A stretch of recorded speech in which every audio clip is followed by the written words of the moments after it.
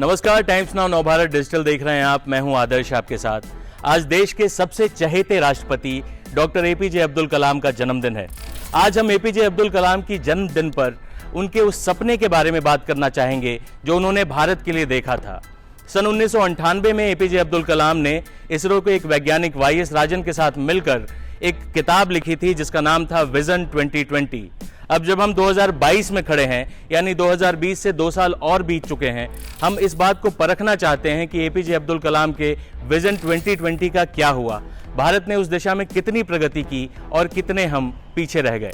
जो पहला मुद्दा था वो ये था कि जनसंख्या विस्फोट को भारत को रोकना होगा। लेकिन क्या हम जनसंख्या विस्फोट को रोक पाए हैं? क्या उस दिशा में हमने कोई ठोस कदम उठाया है? तो अफसोस इसका जवाब नकारात्मक है।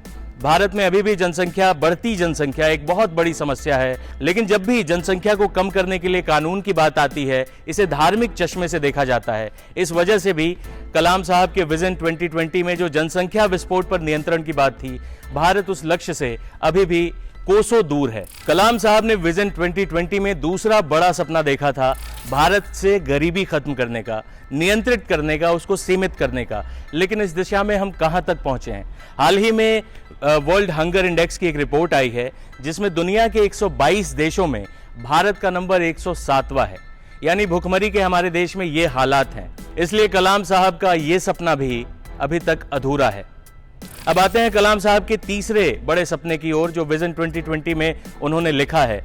कलाम साहब ने भारत की ऊर्जा जरूरतों को ध्यान में रखते हुए गांव-गांव तक बिजली पहुंचाने का लक्ष्य निर्धारित किया था। सोलर ऊर्जा पर उन्होंने बहुत जोर दिया था और ये खुशी की बात है कि भारत ने बिजली उत्पादन में और विशेषकर सोलर ऊर्जा के उत्पादन में बहुत कामयाबी पाई है।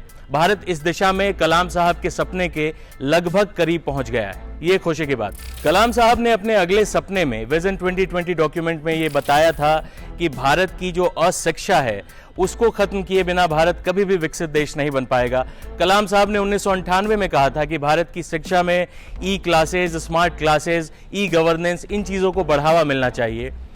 अब जब भारत 2022 में है, हम इस सपने को अभी तक पा तो नहीं सके हैं, लेकिन भारत सरकार ने जो नई शिक्षा नीति बनाई है वो कलाम साहब के विजन 2020 डॉक्यूमेंट से हूबहू मैच खाती है। इसलिए हमें ये उम्मीद करनी चाहिए कि नई शिक्षा नीति जब पूरी तरह से लागू होगी तब शायद भारत शिक्षा के मामले में कलाम साहब के उस सपने को साकार करने के करीब पहुंच सकेगा। कलाम साहब मिसाइल मैन ऑफ इंडिया थे, तो ये तो हो ही नहीं सकता कि उनके विजन में स्पेस टेक्नोलॉजी का जिक्र ना हो। स्पेस टेक्नोलॉजी के क्षेत्र में हमारी इसरो ने जिस तरीके का काम किया है उस पर हर भारतवासी गर्व करता है। पूरे एशिया का जिक्र करते हुए कलाम साहब ने एशियन यूनियन जैसी परिकल्पना की थी, जहां एशिया के तमाम देश मित्रवत तरीके से एक दूसरे के साथ व्यापार कर रहे हों, एक दूसरे के उद्योग धंधे को बढ़ा रहे हों और साझा तरीके से विकास के उस लक्ष्य को प्राप्त करने की दिशा में आगे बढ़ रहे हों।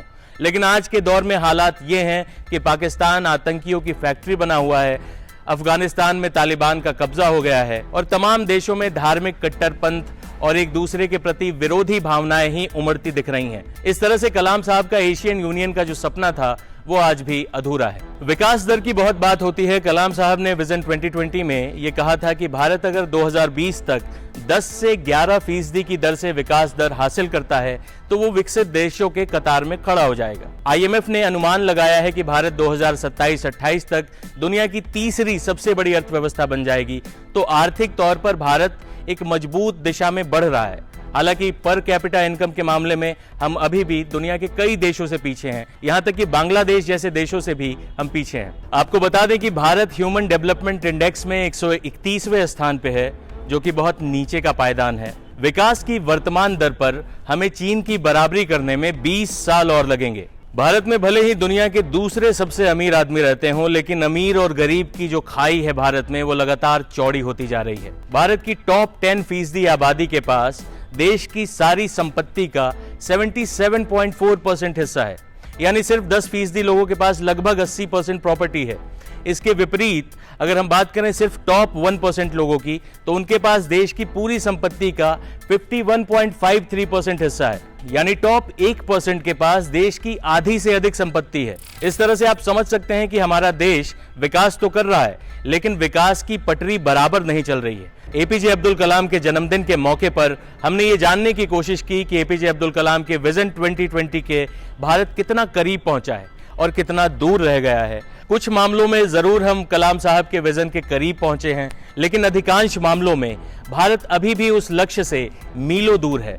कलाम साहब के जन्मदिन के मौके पर हमारी दुआ यही होगी कि भारत उनके विजन 2020 को बहुत जल्द हासिल करे, और कलाम साहब को सच्ची श्रद्धांजलि भी यही होगी कि भारत एक विकसित और कलाम के सपनों का भारत बने।